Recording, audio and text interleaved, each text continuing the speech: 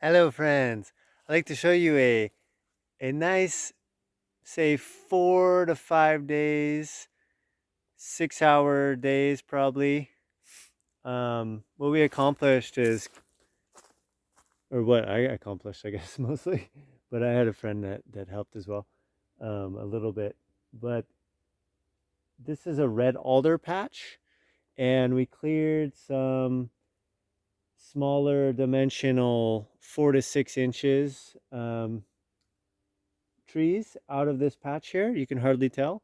And what that will do is um, give these bigger alders a little more space to grow so they can be bigger and potentially harvested for um, uh, their timber to create and be milled into light cabinetry or interior things like poplar or birch.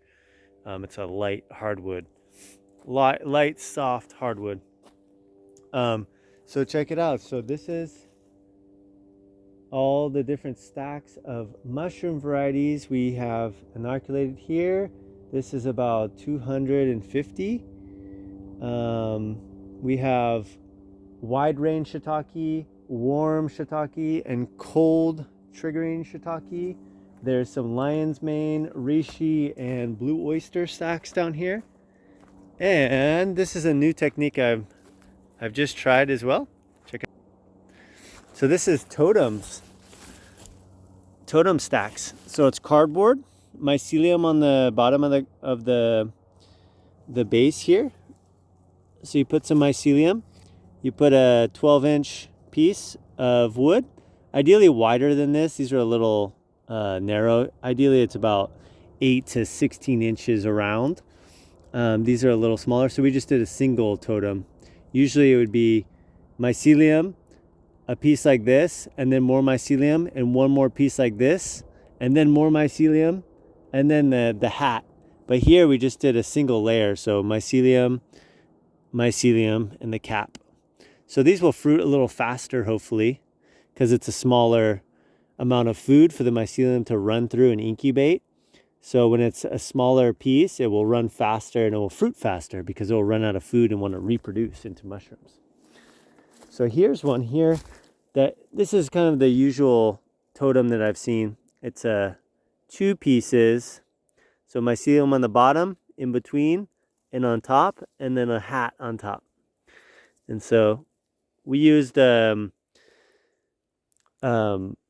mycelium, but mostly just the extra mycelium that grows on top of the sawdust blocks that we have, that white fluffy stuff.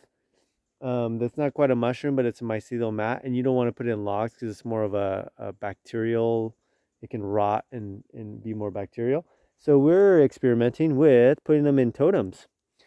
So there you go. There's 4 or 5 days of one man with a helper one day, and also the cleanup, putting all the branches in piles and whatnot. So that's a little, sweet little production for a sideline if you have a farm, or you want something to add value into, have something to barter and exchange with 1 week, and say, a little chainsaw experience and a little patch of wild alders, which here on the BC coast is super abundant, just never ending.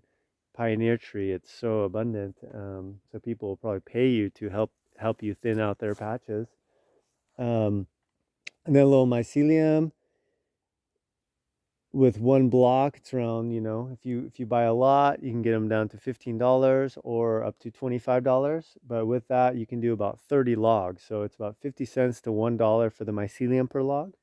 And then, maybe a quarter, 25 cents for the soy wax per log.